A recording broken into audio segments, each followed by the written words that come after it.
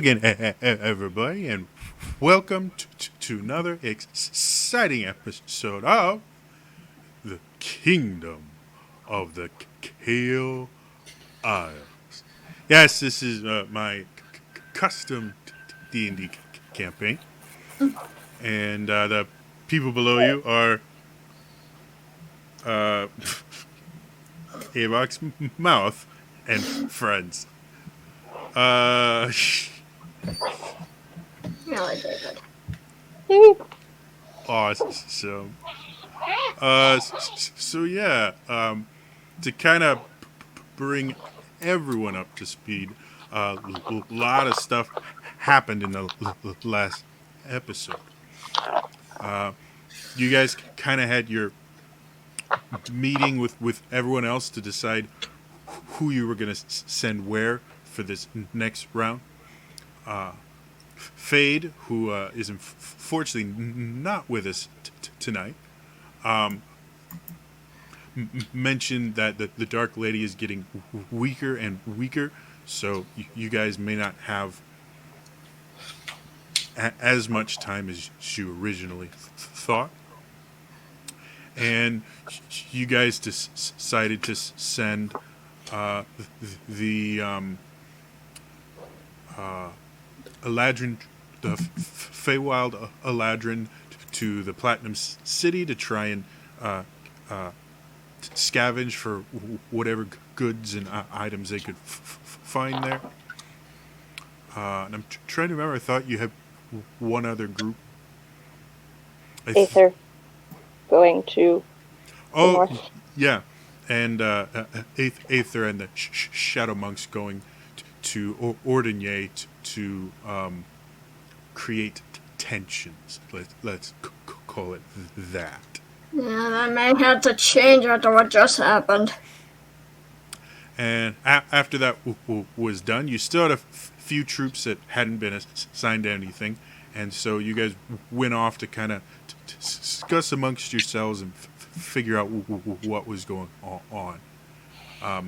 Fade had a conversation with the Serrated Death about the remnants of the chosen weapon that he brought back. And originally looked like he was trying to maybe get it forged and combined into his weapon, but Serrated Death said that's not really how it works.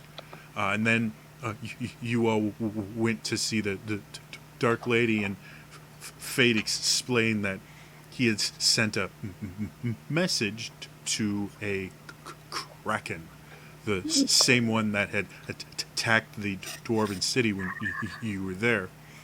And somehow this message had created some sort of link between the two that was causing him quite a bit of distress. The Dark Lady found out about it and attempted to sever things with interesting results, let's say. After that was said and done, Fade was weakened. I think he might have slipped into unconsciousness momentarily after just the overwhelming effort of the Dark Lady reaching into his mind to fight another really powerful creature. In their mind, there is a lot of mind stuff. Anyway, the Dark Lady mentioned that she had a plan or something, but she was about to explain exactly what was going on. And then we ended it last week. So that's where we are now. And actually, it works well for Fade to be unconscious for a little bit, because he's not here right now. Okay. This really bad. what we do. Because it's not good to do what it's not good to do what they've been doing, which is panic. That just get us more scared, like chickens with heads cut off. Willow looks I'd at say Taka watch. very strangely, like, where did you come up with that from? But hasn't let go of Fade's hands from when she was trying to cast Greater Restoration. Mm-hmm.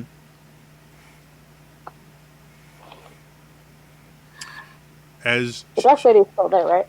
yeah, as you guys are discussing this, the dark lady, who had been she had sat down on, or she had leaned up against the wall because you guys are in the hallway kind of thing, outside of her room.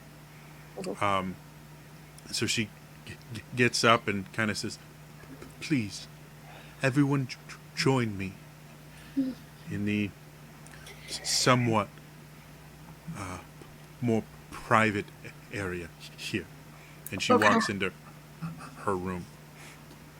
Which again, this is a tent that's kind of been divided up with hanging cloths and things like that. So privacy is not really a thing here, but it's slightly more private than in the center area where you all were. Mm, mm. Willow looks Should up at should we sorry, go ahead. like drag Fade over? Well, that's what I was saying. Willow looks up at Avok and just kind of shrugs, like, I can't lift him. Can you? Meanwhile, Kata is just trying to drag him anyway. I think she's got it handled. Little cat is just like got a big gauntleted fist over his shoulder. Stupid Fade! Why you do this to us? He doesn't make things boring. I'll give him that. Anywho, let's follow the DL. Right. So once Avox starts helping out, you guys don't have too much difficulty moving Fade, and the Dark Lady has you lay him on her bed, just so he's lying down. And she goes and sits down in a chair in the room, and you can see her skin looks a little more pale than usual. She turns to you all and says, "What has been done, I don't currently have the power to undo. However, even in my weakened form,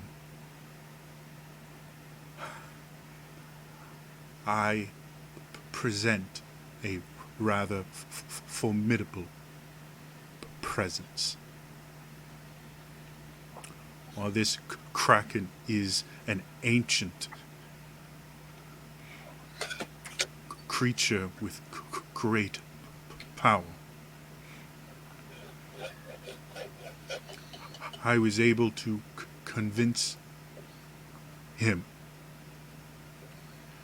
that it would not be wise to combat me. Okay. So for a moment, Crosses stop. I have bought us all time. That is all. We will have to deal with this creature. It knows where we are. And while we are remarkably far away from the oceans it calls its home, we are reliant on the sea to get where we need to go. Mm-hmm. Yeah, he has advantage. Yeah, but we really don't need a boat anymore. We can just turn into puffs of air. Hmm. True, but what about everyone else? Well, he's focused on us, and I think it'll be fine. I would not underestimate a creature of his power. Yeah, you remember what happened last time we saw him. Yeah. For your information, well, he destroyed an underwater city. Hmm. He barely escaped. Yes, Yeah. mentioned. Normally, at my full power, combating a creature like this would be taxing, but well within my abilities.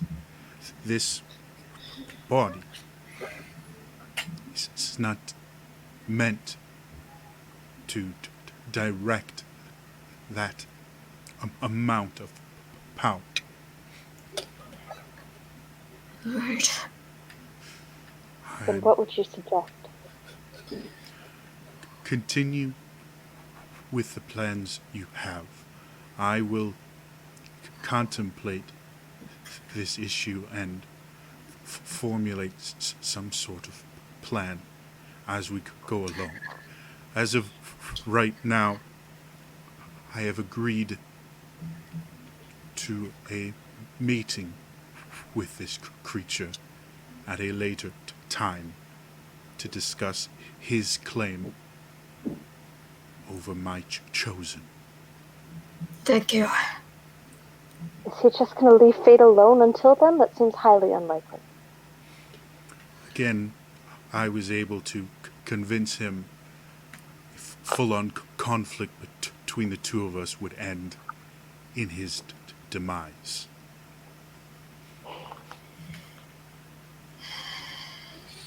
Okay, well,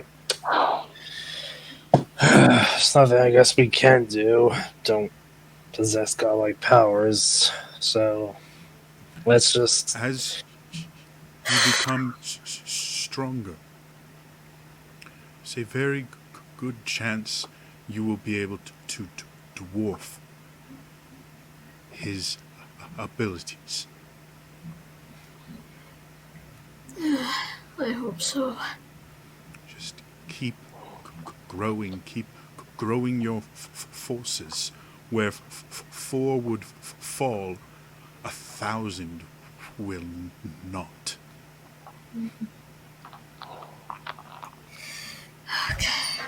Now, if you will excuse me, I will watch over Fade until he awakens, but I must rest. The more I exert my powers, the more they escape from this vessel. Okay.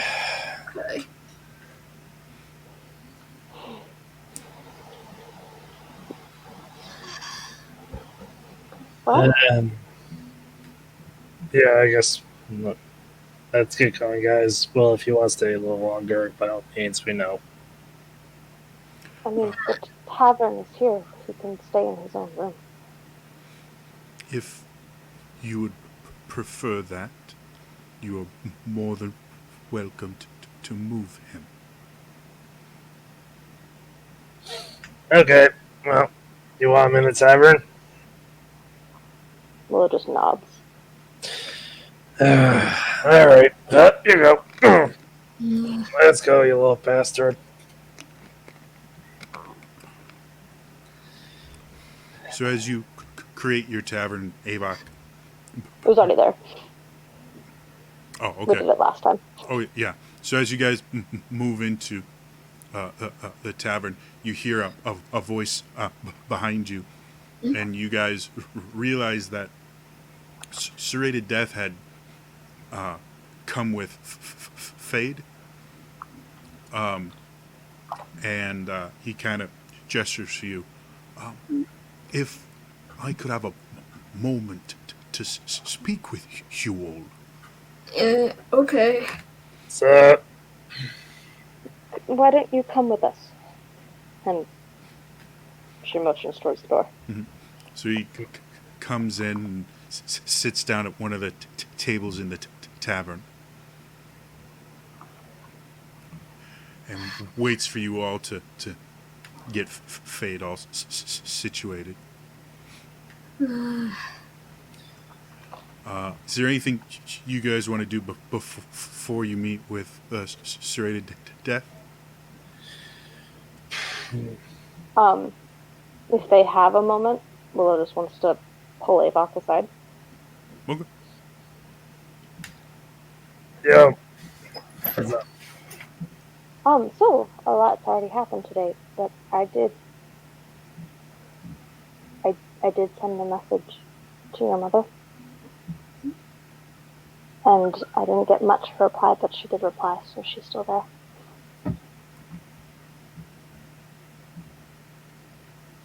I just wanted you to know.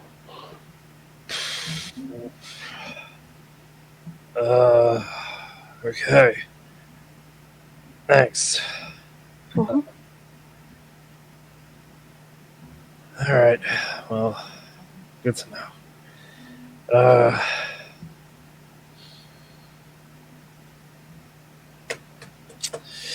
Okay. Yep. Thank you. Okay. Mm-hmm. When they go back. Yeah. Okay. So as you all sit down, Serrated Death starts speaking to you.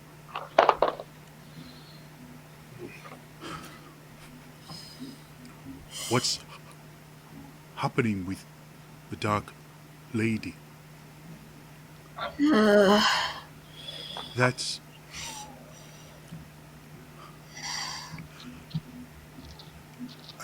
I think I may have a solution to that. Okay. Perhaps not a permanent one, but one that would work for a little while. Fade came to me and asked me to use the shards of the chosen weapon of the chosen you defeated to create an addition to his weapon. Explain that's not quite how this works. The gods use me as a tool to forge the weapon for their chosen. However,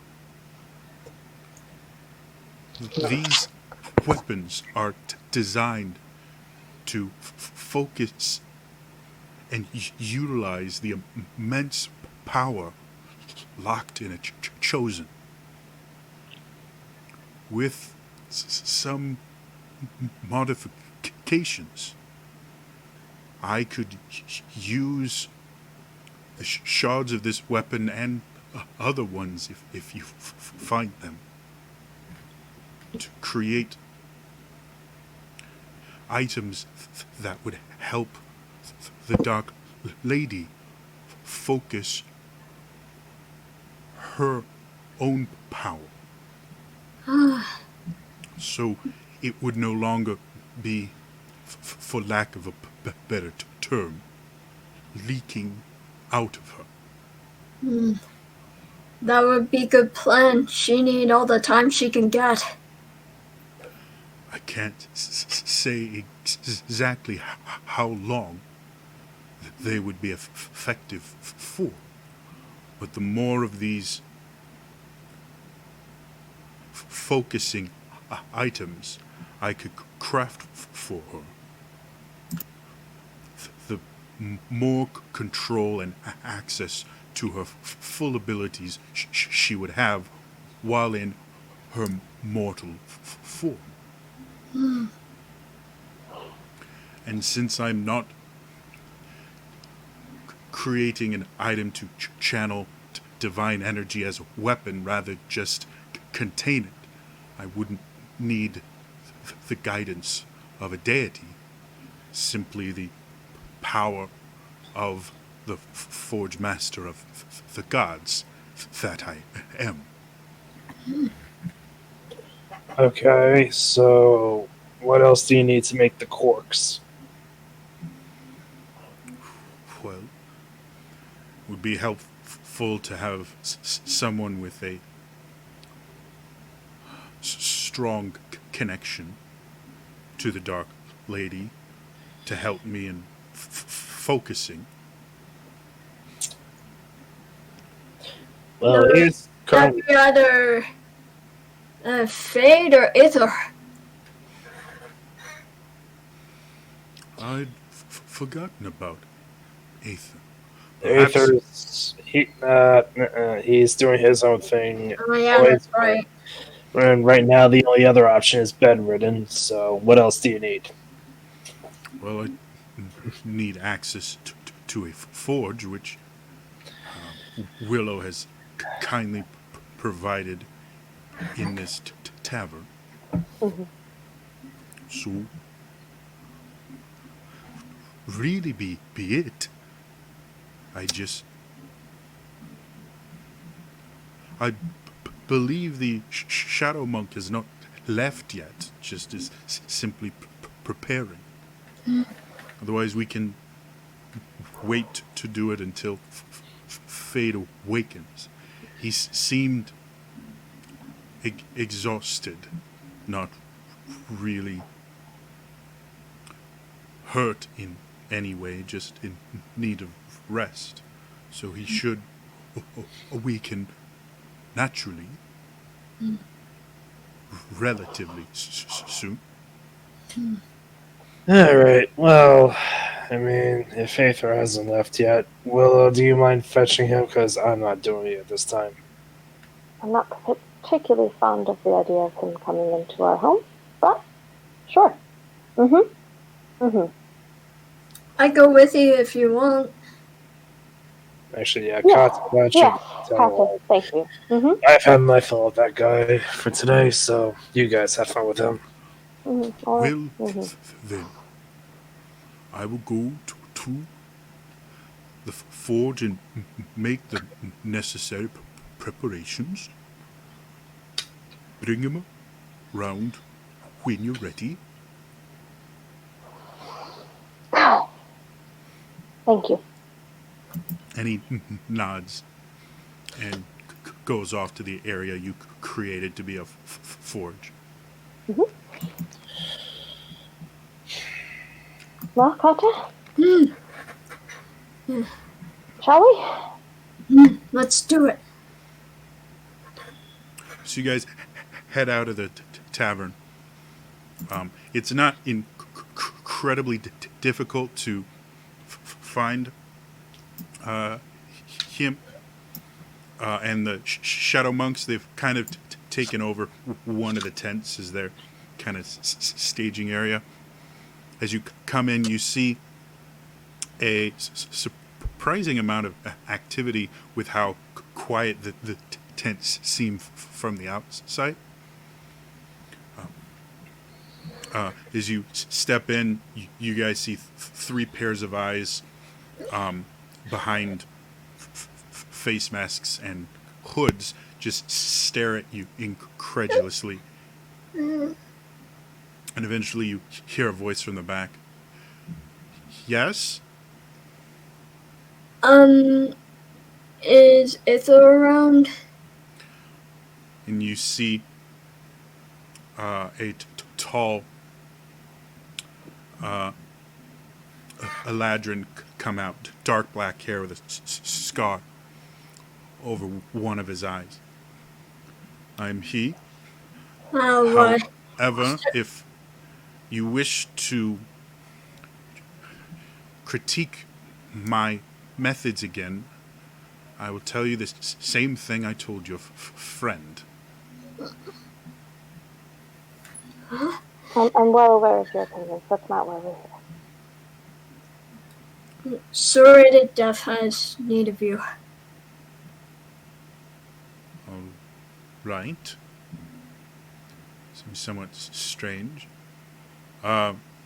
Monks, finish preparations. I will meet you on the north exit of camp in... He turns to look at you. An hour? 2 hours? I I'm not necessarily death. Wait for me by the north entrance to camp. I will join you when I am able. And he walks out with you guys.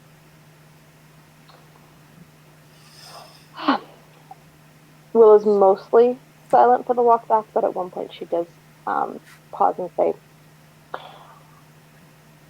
you should know, I attempted to scry an ordinary and it's protected by some sort of magic of some kind that blocks that. So they're prepared for something and you can't see inside. I'm sure you're familiar with things like that.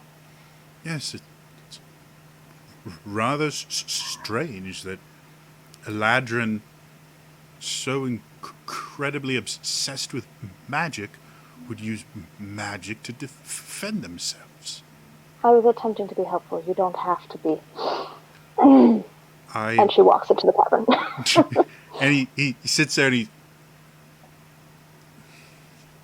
he attempts to walk after you and walks through the door because you have to actually let him in,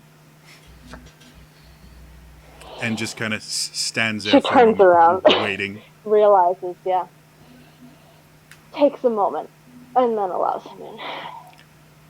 Do you enjoy that? Quite, yes. Mm-hmm. Wonderful. Shall we? Yes. And She leads him up to the porch. he follows, and when he gets there, a serrated death kind of explains his situation to him without a stutter. And you guys get the gist of basically Aether is going to be performing kind of a standard death rite that he's performed many times before. And through that connection to the Dark Lady, hopefully they'll be able to forge these things into something that will help her. So I'll have you guys roll, since my rolls suck. Oh God. Okay. Serrated Death starts by taking the items, throwing them into the forge, and heating it to sweltering hot temperatures. The entirety of the tavern actually has the temperature raised. Even with the magic and everything, the forge itself is so incredibly hot, you guys actually have to step back a few feet just to get to a place where you don't feel overwhelmed by the heat. You watch as the serrated death clicks his arm into kind of a mechanical tongs type thing to reach in and take out the pieces, goes, clicks it again, and you see the hammer that you guys retrieved from the dwarven city. And he starts striking the pieces of broken whip. And as you guys sit there watching it, Aether starts performing his ritual. And who wants to roll for him? Sure. What am I adding? Just do a straight D20 roll for me. I'll add the appropriate skills. 14. All right. So you guys watch as Aether is speaking a language that I think, Willow, you probably would have recognized. What languages do you speak? Common, Gnomish, and Elvish or Eladrin. Okay. So, with your just background in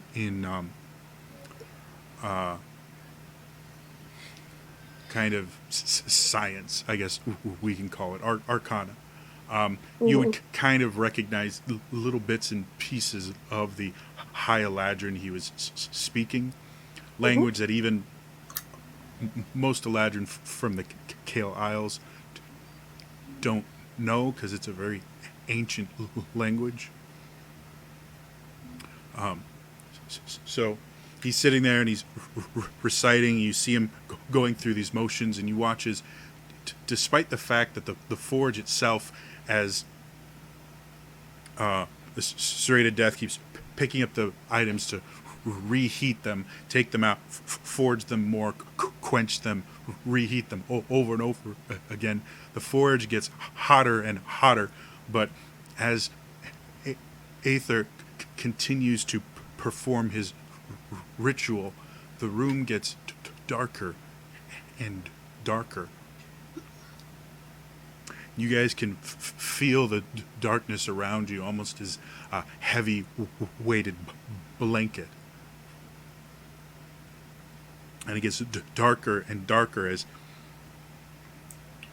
the serrated death continues to forge and strike the things with his hammer, and then use other tools as well. And you see the items slowly starting to take shape, and eventually you watch as the darkness itself around the room starts to seep into the item itself. And it goes from this bright, red, hot, almost white hot metal that's been forged to it darker and darker, going blue and then to indigo. And finally he picks it up one last time and quenches it. And as he pulls it back out, he reveals a very intricately designed set of metal bracers. And over them, despite the fact that you never saw him carve or detail it in any work, around the bracers is tons of runes and arcane symbols that Willow, even you can't recognize. But you can tell there is a lot of power in these bracers themselves. As the forge starts to cool, you watch as Aether standing there kind of leans a little bit and then starts to fall and catches himself on a nearby table. That was interesting. I have to remember not to do that again very soon. This serrated death looks at you. Well, I believe this is as good as we're going to get. I have planning to do.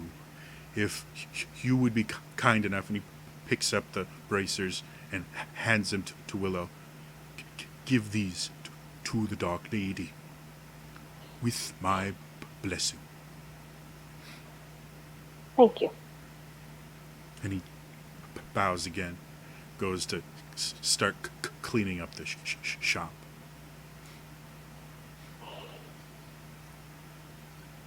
Shall we all? You go do that. I'm gonna go over to the tavern and just get a few drinks for myself. Oh, I'm getting one on the way out, but go right ahead. Thanks.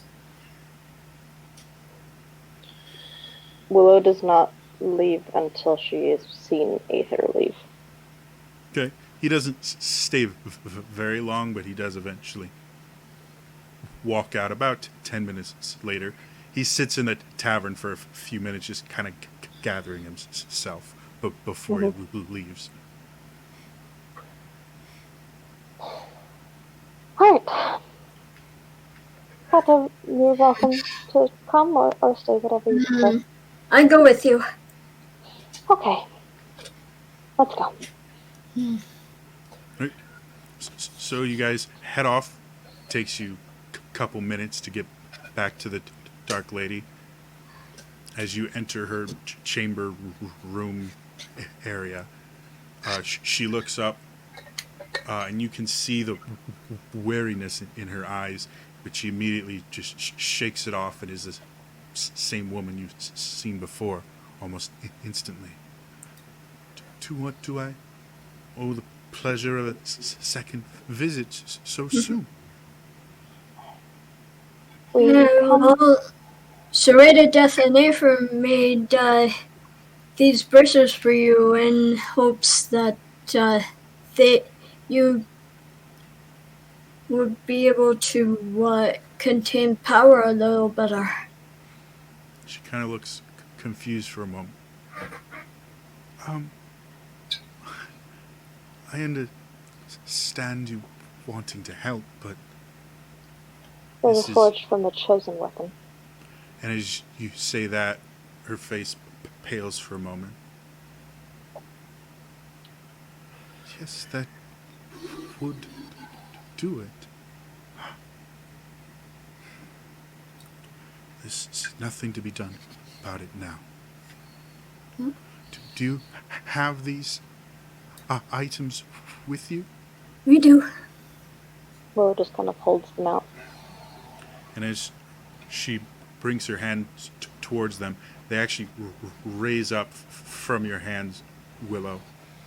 And they very quickly fly over to her, opening, clasping over her forearms. As she looks at them, you watch all the runes and arcane symbols brightly glow this deep indigo as you watch her just kind of collapse on the floor. Oh, you alright? She raises a hand up, slowly gets up.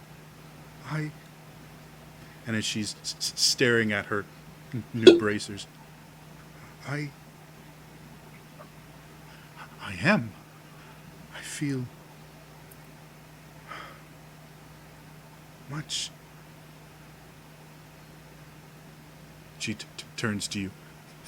Thank you.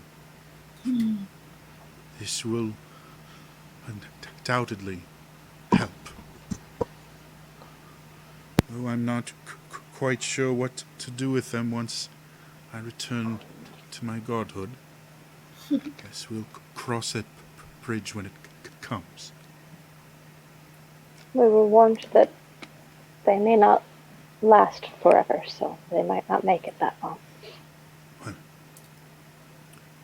let us use what time it allows us to ensure a good result from this.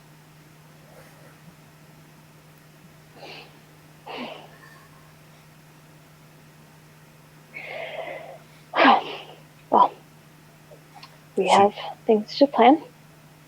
Willow doesn't quite make eye contact. She still doesn't know how to deal with being in the Dark Lady's presence. Okay.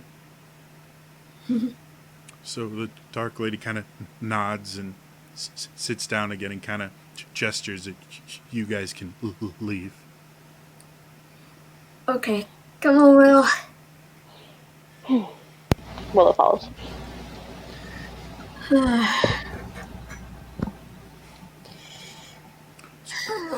Where do you guys want to go? I would assume back to the tavern. Yeah. So again, a couple minutes, you're back. You do see as you walk back in, you hear very loud, lumbering footsteps as Fade is slowly making his way down the stairs, relying pretty heavily on the arm rail. Willow kind of pauses in her walking because she'd been planning on going up to check on him. Mhm. And wants to go give him a hand, but then she remembers that he is much taller than she is, and she kind of awkwardly waits at the bottom of the stairs. So he comes down, asks what's been going on and how he got here. Willow gives him the short version, and then sits down at the bar. He seems so impressed by what you guys did that he is speechless, at least for the next hour. I mean, we really didn't do anything. It was all other people who did it. Yeah, but even more speechless. At least you're calm now. You were acting pretty crazy before. Willow mixes up a very low alcohol content, high herbal kind of warm wake up kind of drink to help him feel better. Okay. And he kind of nurses it as he listens to what you guys are going to say. He just kind of sits back and has this kind of expectant look on his face. In light of the current situation, I don't know if going to another potentially sunken dwarven city where there might be the same or a different kraken who wants to kill us is the best idea, but I think that's what we're doing. Correct me if I'm wrong, anyone? I mean, again, we're just opening the door. Right, but we have to get to the door. And what you described about the last one, that wasn't an easy task, was it?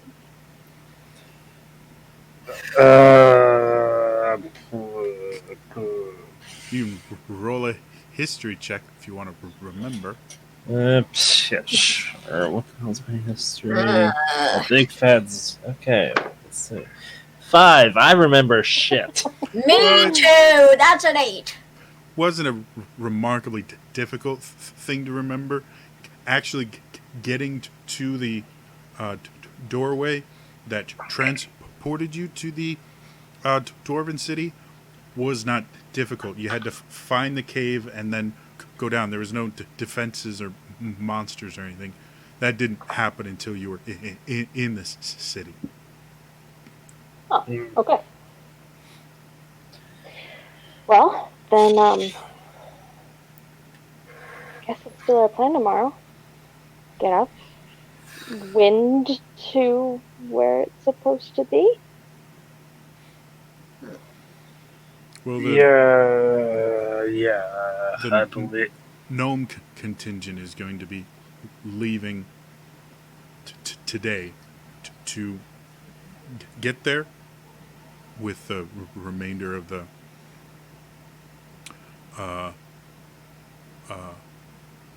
gnome population there. So, if you wanted to travel with them, you could. They technically know where it is. Oh, What time of day is it? Yeah. Okay. Yeah, we're pretty in shape, so. I mean, we can leave now or leave tomorrow and just catch up to them. I mean, given our special capabilities, it shouldn't be that difficult. I don't know. What do you guys think? I'm just. The dark Dark Lady assured us to stick to her original plan, so not think that we should speed things up.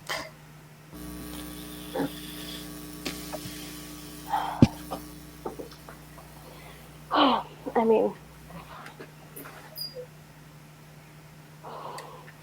Willow kind of looks at Fade and tries to gauge how exhausted he still is. Figures out he's still very exhausted and says, I could use the night's rest to refill We the all spells I could can use do. it. I would like to, at some point, maybe speak to the gnomes. I haven't seen another gnome in a very long time, but that's less important.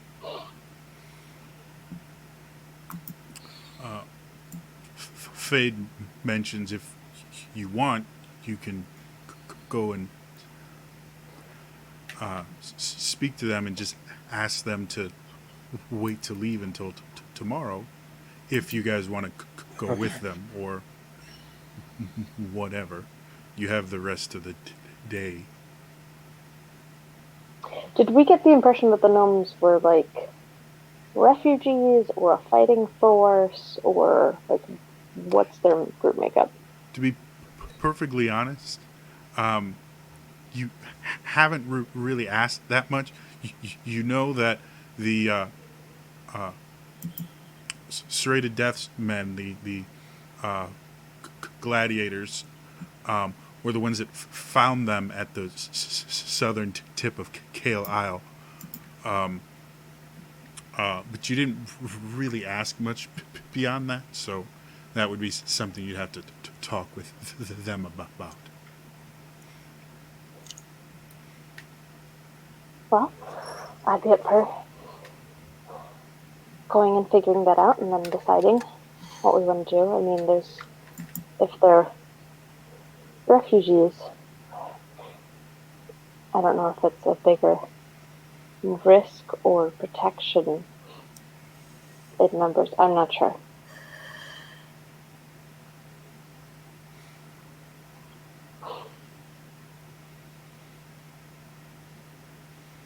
Any thoughts?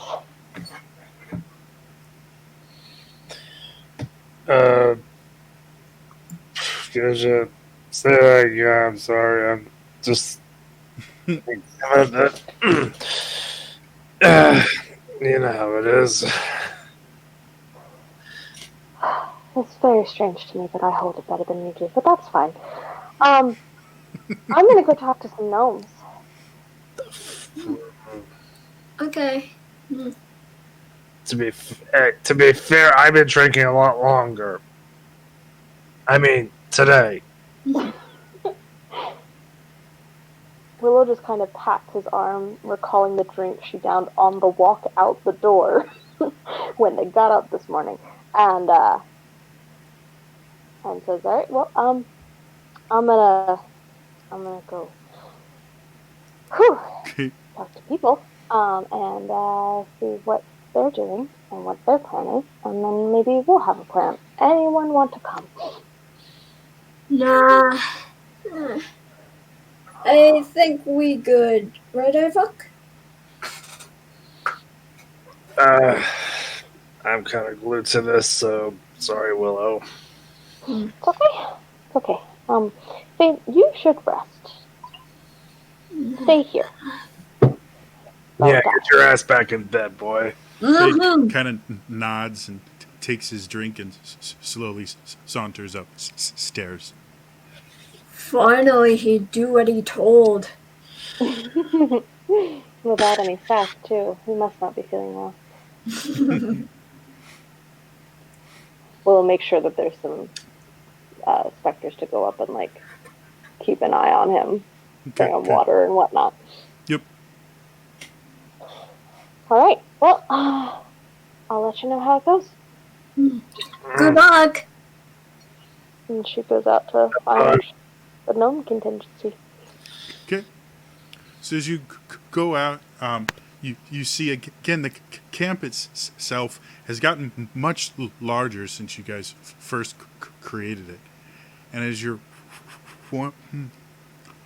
wandering around, it's a little hard to figure out exactly where you want to go because there are people just walking around, and there's people training and drilling, and it's just a very active camp.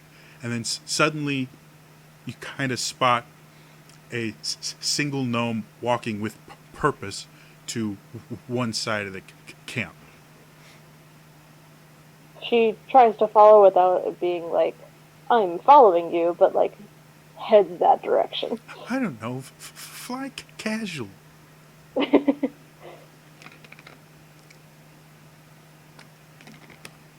Okay, roll me a stealth check. Oh, good.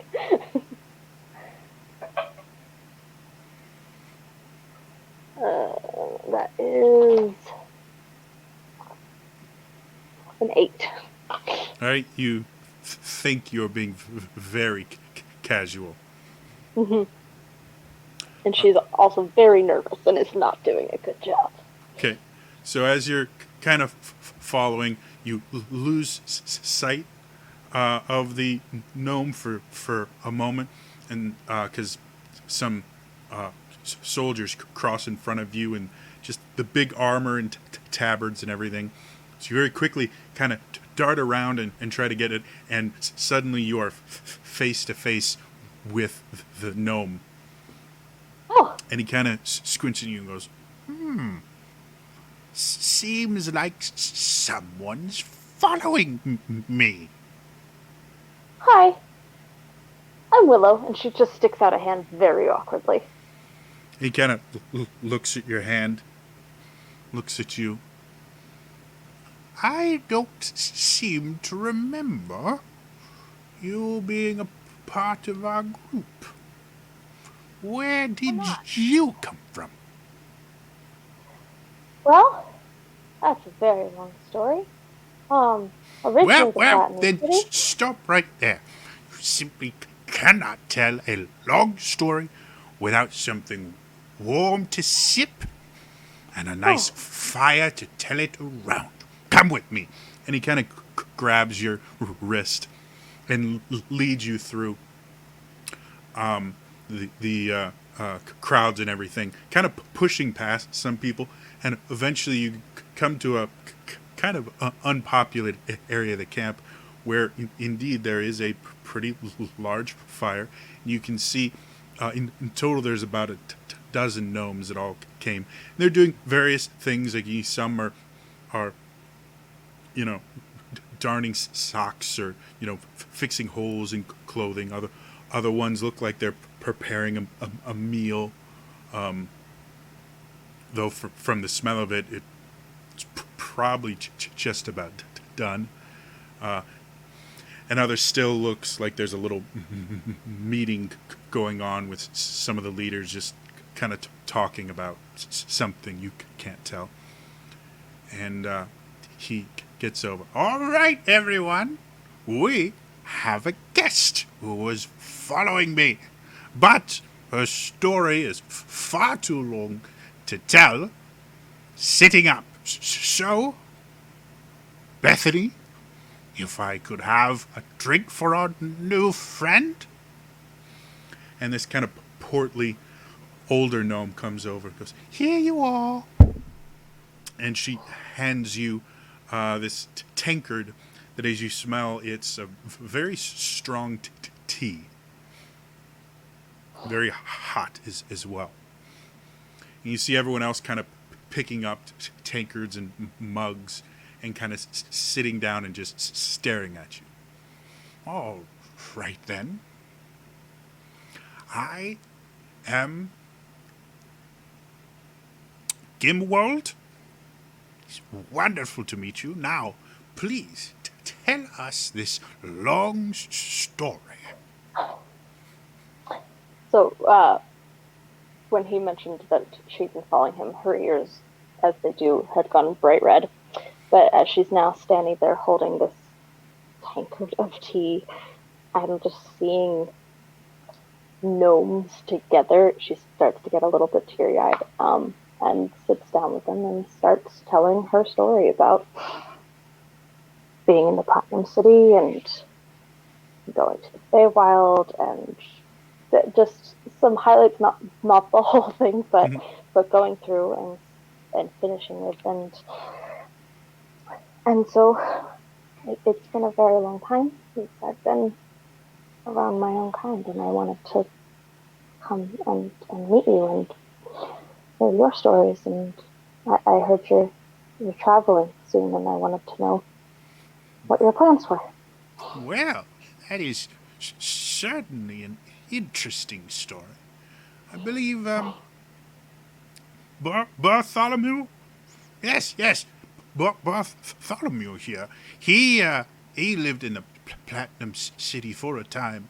He worked mostly on magical cleanup and polishing. The Ladrin, never the greatest masters you could have, but they treated us fairly well, much better than the Wood Elves. I have to admit that.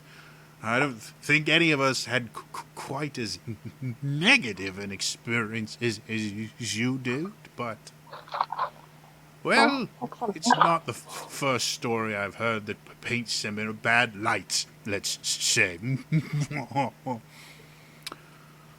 It's lovely, though, that you're able to find some of your own people again. Most of us kind of drifted in and out of Eladrin society when they allowed it. Bethany actually lived with some wood elves for a time. Unfortunately, they were culled, and she had to do a year of hard labor for conspiring with criminals, I believe was the charge they gave her.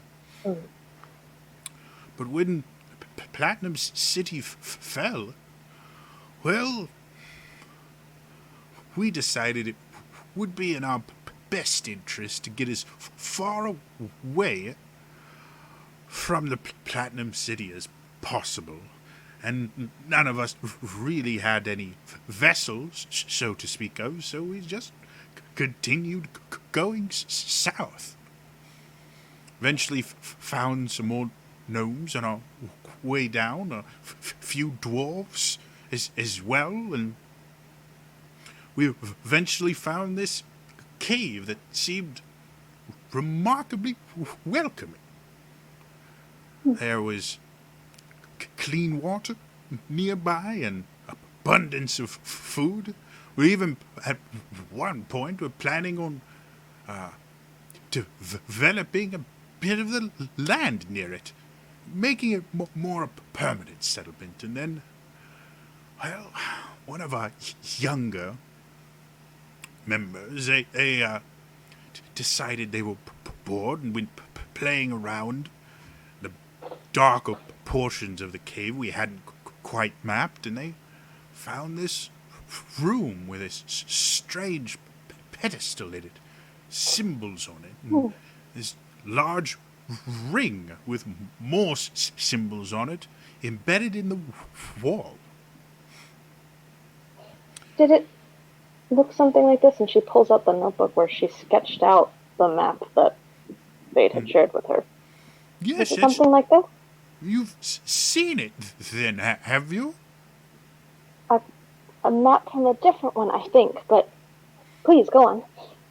Well, we were trying to figure out its secrets. You know, gnomes, we love a good puzzle.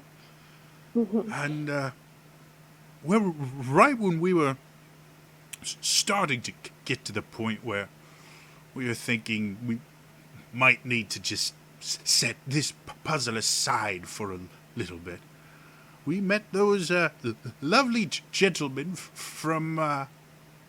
they followed your friend with the mechanical arm. I forget his name. Anyway, they found us and mentioned that they were attempting to overthrow the dragons that had come and caused so much trouble. We thought, well, if they're crazy enough to try and fight dragons, maybe they might be willing to help us out. There's Well, I'm enough glad you came. room down there for us to set up quite a nice society between us and the dwarves down there. Are there more that stayed?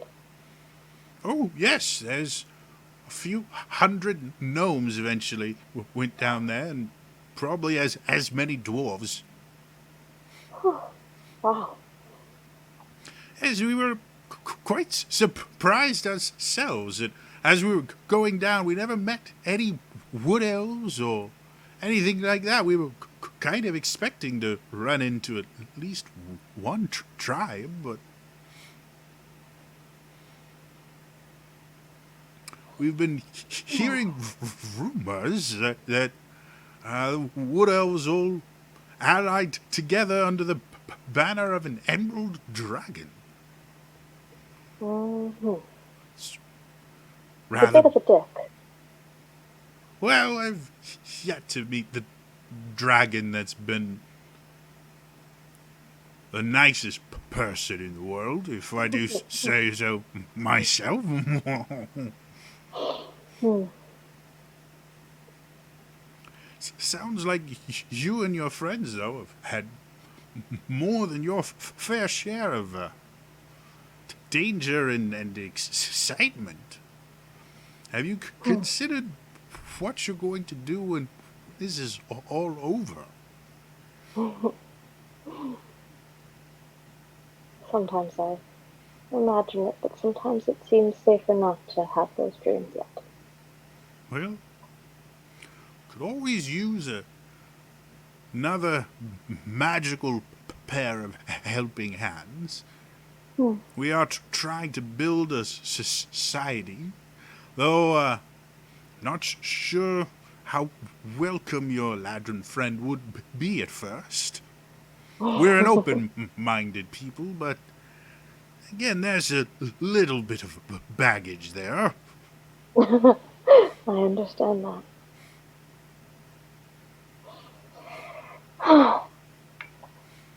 So I heard that you're heading back to the cave Yes, today or we tomorrow? were. Our entire purpose coming here was to get some help in unlocking this, and well, from what we've been told, they can't spare any troops, but some heroes or something are supposed to be helping us. Oh, they were referencing you. Well, we were told that your friends, I'm assuming, were going to come down with us and help us figure out this puzzle. I mean, it's at the back of this cave that we're living in. The last thing that we would want is to have some sort of portal to hell or something behind us. No, from what I understand, it's a dwarven city, not hell. Hopefully it hasn't become hell. That wouldn't be Well, good. that's a valid observation. Well, so, yes, At this point, you do start noticing you're breathing a little faster and more shallow than you used to. And you realize as you've been kind of sipping this tea, it is very strong tea, and the caffeine is starting to hit you now. yeah, she's kind of fidgeting, playing with her hands and with the cup, and because that's also a habit for when she starts thinking and planning, and so that's worse. Tapping on the cup. Okay, so are you heading out today or tomorrow? I wanted to try and figure out what your plans were so that we could figure out our plans so that we can make sure they're well coordinated and sorry, go on. Well, originally we were going to try and meet with these people that were supposed to be joining us. Now that we have, we'd like to return as soon as possible. We've been gone for well over a week now, maybe. It's been 2 weeks now since we've been there. And How long did it take to travel? Oh, a good solid week, week and a half. We had to be careful about the traveling up here because any time you're in open area, you run the risk of attracting one of those damned dragons. Yes.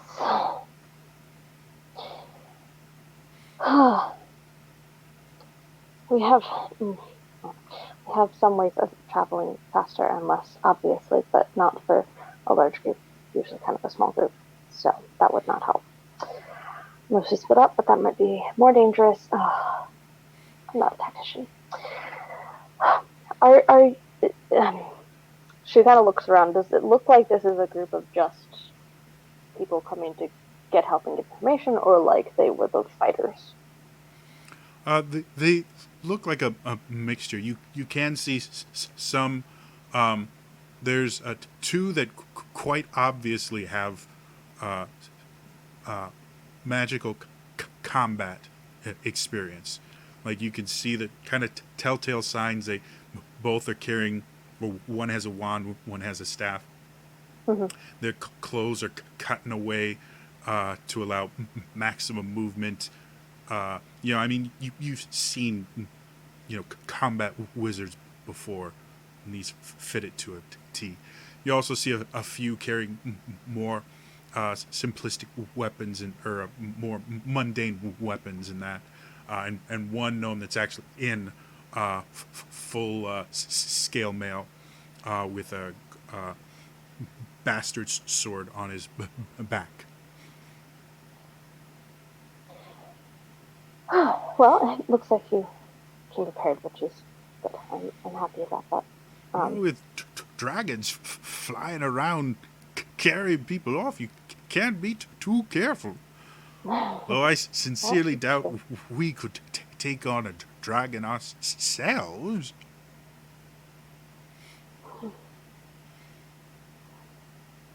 Hopefully, we won't have to figure that out. Well, when were you planning on leaving? Were you planning on leaving with us, or have us go ahead of you, or?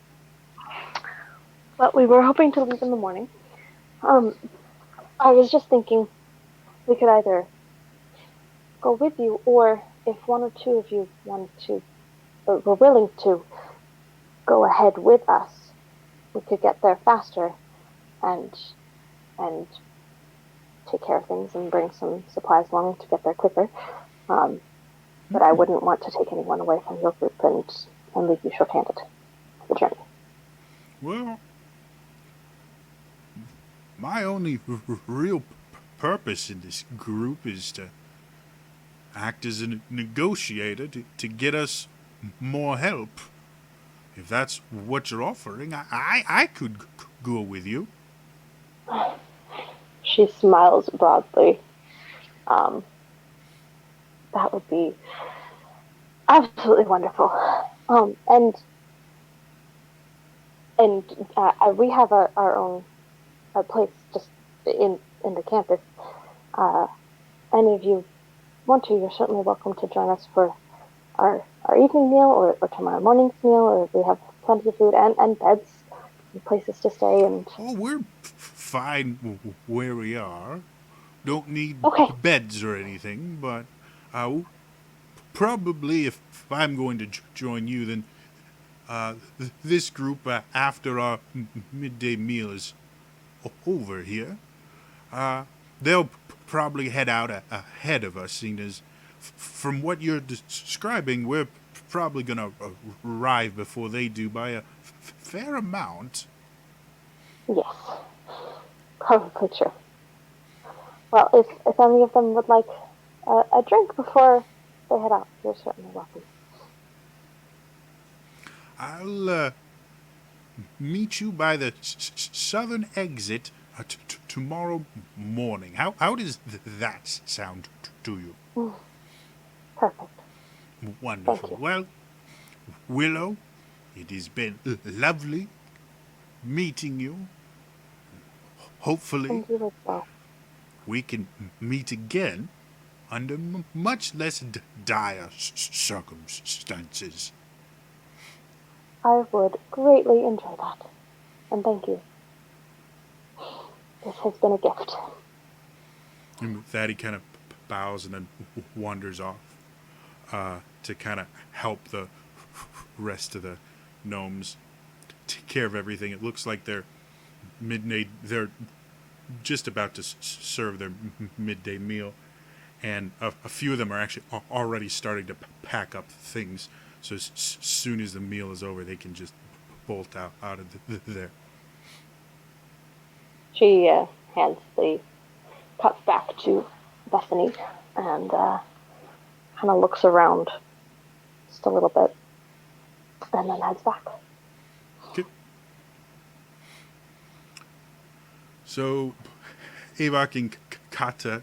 Avok, obviously, you've been enjoying yourself at the bar. Kata, she was gone probably for about an hour. Was there anything you wanted to do in that hour? Or?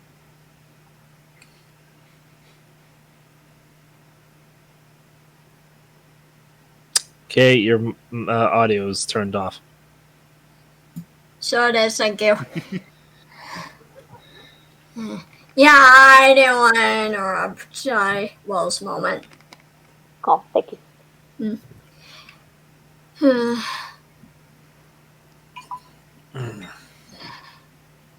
So, anything you want to do over the last hour?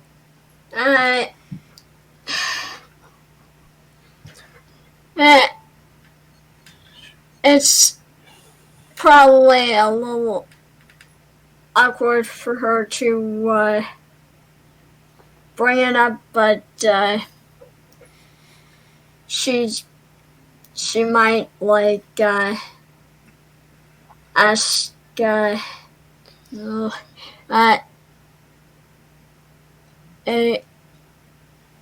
Avok, we have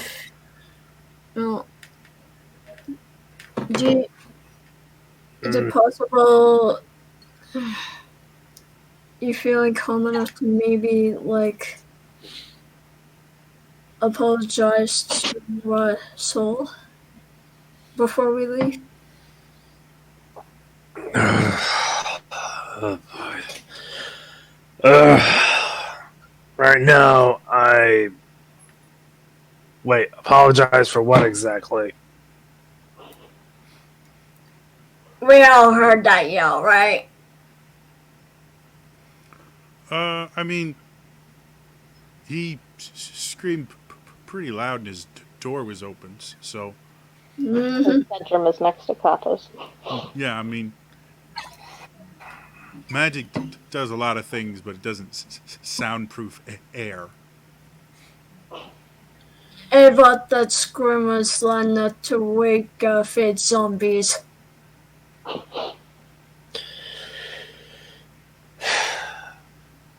I was just venting. She came in at a bad time. I have nothing to apologize for, and right now, I don't want to deal with her.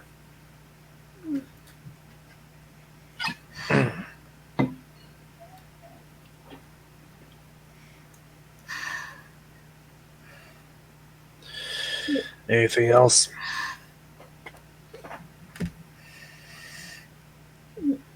No.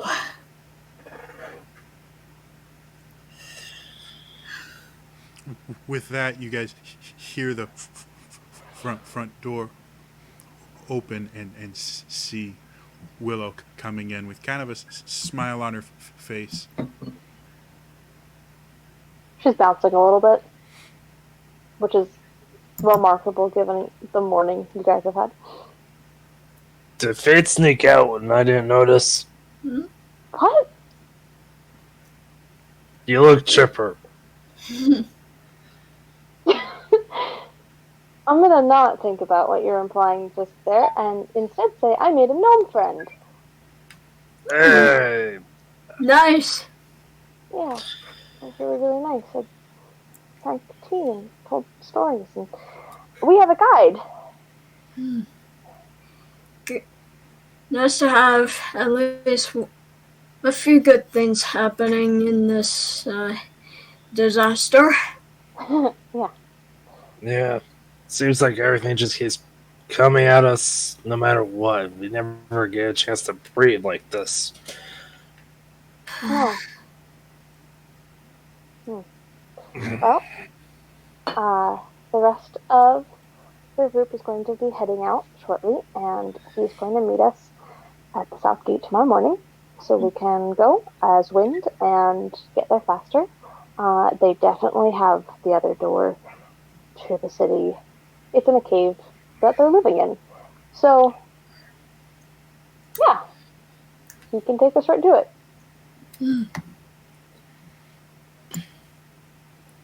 Awesome. Yeah. And the trip is a trip like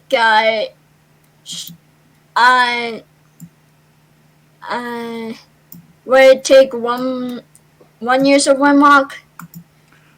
Since it's limited to 8 hours, and you're literally going from the top to the bottom of Kael, it'll probably take you probably 2 days to get the total weight down there. Okay. It's a lot further than your last trip, which is not very far at all. Just so I have it written down right, our guide's name. Can you tell me what your spelling of it is? Spelling? No, I can't. I can say I pronounced it Gimwald. Yep. Can't Okay. tell you how I spelt it. I didn't failed get the D last spelling time, so I wanted to make every sure that I had it right. year until they stopped testing for it. So Fair enough. I'm just gonna say it's spelled like that. I'm good with it. works for me. Cool. All right. So anything else you guys want to do today before you get some rest? No, I'm good. Willow has one more thing she wants to do before she goes to bed, but it can be like the last thing before they go to bed. All right, Ava.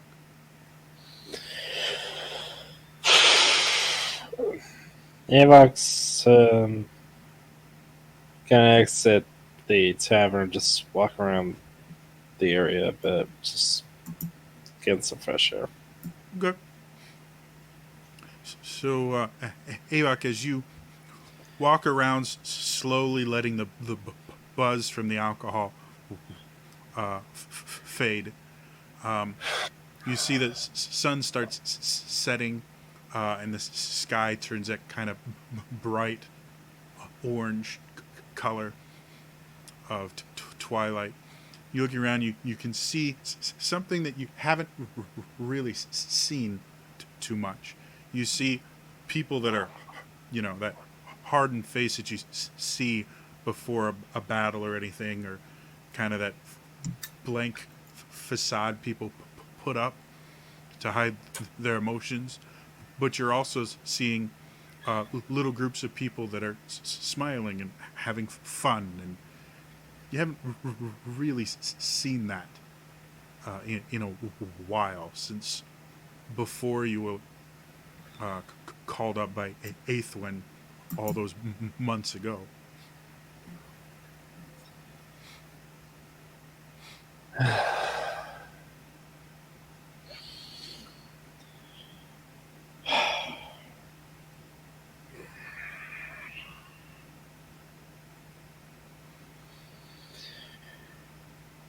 Okay. Can't believe I'm doing this. Avok is gonna look for Soul. Okay, you head over to the area of camp that is being kind of designated for the Emerald Dragons group. As you come over, you can see two rangers standing guard that both kind of put their hands on scimitars at their waist as you come closer. Really, guys? What business do you have here? I just want to talk to Soul. Is that too much to ask for? And they both kind of look at each other and move a little bit closer together to block your progress. And you hear from behind them, "Oh, for love of the gods, he'll rip you apart." And they kind of look back, and she pushes through them. "What is it, Fade?" Fade, I thought I shit. was drunk. Guys, it's been a long day. What is it, Avok?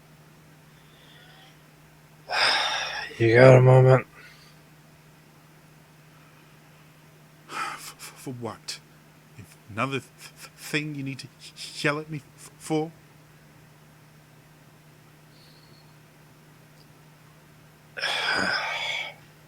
Oh, I don't. Look, I don't. Beautiful timing, phone. Okay, your people are into some interesting music. Anywho,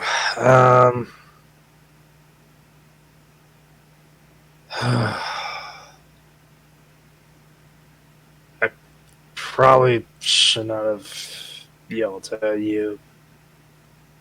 Oh, I could have told you that. In fact, I think I even tried to tell you that, but you were too busy screaming at me to hear it.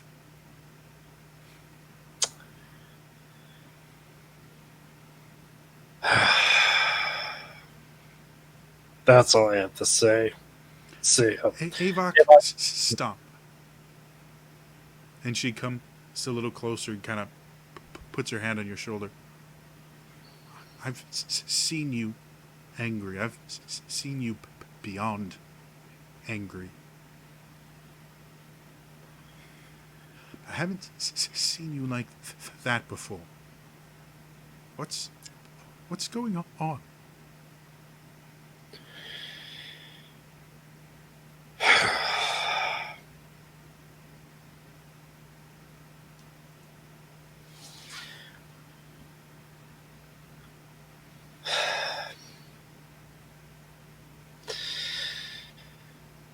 Honestly, what's going on is between me and your almighty boss.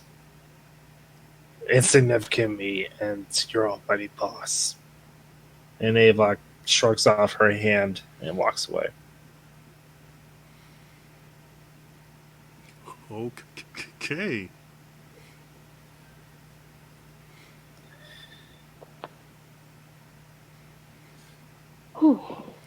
So do you return to the tavern, or what? Yeah, Ava returns to the tavern and goes right to his room.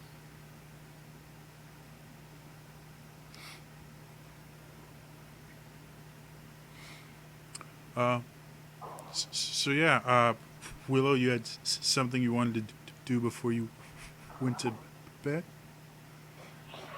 Yeah, I mean, she checks on Fade, obviously, and as soon as she finds him sleeping, goes back to her room and is thinking about earlier speaking to family for Avok, and then seeing the gnomes and missing home, and she sits down and starts thinking about Melody, the halfling woman who pretty much raised her. Hmm? I'm wondering if she's okay, and casts sending to her. Hey, Mills. I'm sorry it's been so long. I hope you're hearing this. Are you safe? Where are you now? I miss you. And just sits.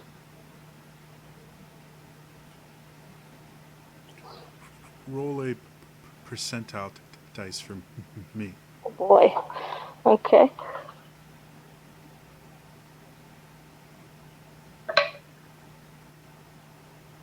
$70. Do you want me to roll like 2d10 or just the one? Yeah, the full percentile. 74. Okay. So as you sit there and focus, you get this strange pain behind your left eye. And you wait for a response.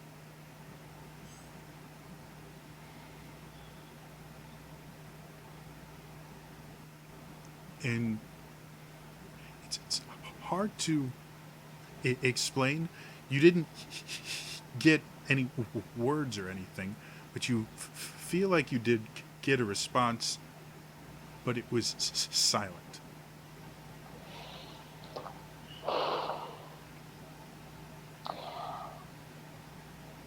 Then she sits and focuses very hard, a little concerned, and tries to scry on melody. Okay. What are the limitations on scry? I don't have my player's handbook's literally about 10 feet over there. So good. It is spell. Okay. They need to be on the same plane of existence. Wisdom saving throw, which is modified based on how well you know the target and what sort of physical connection you have to it. If the target knows you're casting a spell, it can fail it voluntarily. That doesn't apply, but I'm very familiar with her, so she has a -5, and she has a picture of her, so that's a -2. I don't think she would have any possessions anymore. Mm-hmm. Oh, all right. So, as you sit there and try to focus, She would have obviously gone out of the tavern because mm-hmm. she knows that's not the same plane. But regardless, as you sit there and try to focus, nothing.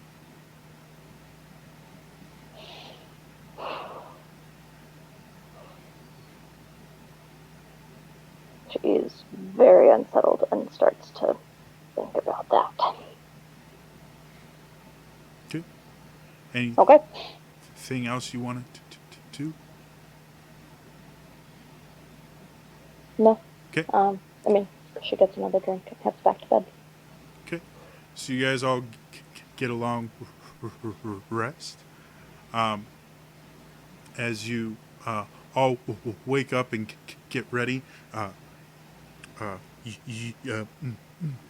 Willow, you hear a familiar voice from outside the tavern.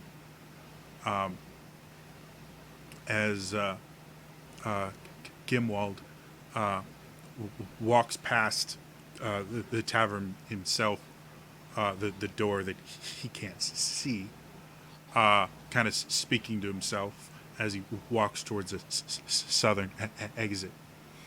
Any other prep work before you guys head out? She would have raced to the door and opened it and invited him in if he wanted to come in. Oh, okay. By the time you get there, you don't see him, which is impressive because it took you seconds to get there. Mm-hmm. So, apparently he's very fast. Good to know. Anyone else? Any prep work you want to do before you get going? Nope. I imagine Fade would be casting Death Ward if he Yeah. were here to do so. All right, so you guys all get ready. You meet him at the southern exit, and that is where we're going to end it for tonight. As always, if you missed any of the show, I upload all these episodes to my YouTube channel, youtube.com/TrainerJody. Oh, one thing I totally forgot, and I'm not sure if I'm going to be able to do this, so let me try this. As you guys are getting out, one of the Fey Wild Eladrin comes up to you, Willow, and goes, "Excuse me, miss. I've been told by a Prince Consort to give you this. He said it's probably out of date, but thought you might like to know what the world you're saving looks like. Oh, And thank you. as you take this kind of rolled up piece of paper, you open it up and see Nice. a map of the entirety of the world of Mendacia. Nice. I'm going to see if I can get this to show up for the audience. Ha! Aha. That's as good as it's getting, it's looking like.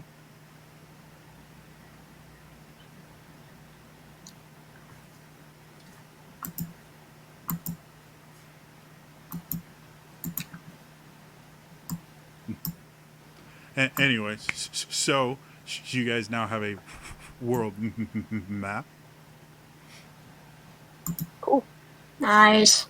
Yes. Anyway, so now that's all for this week, and like I said, I'll see you guys next time. All right? Bye-bye.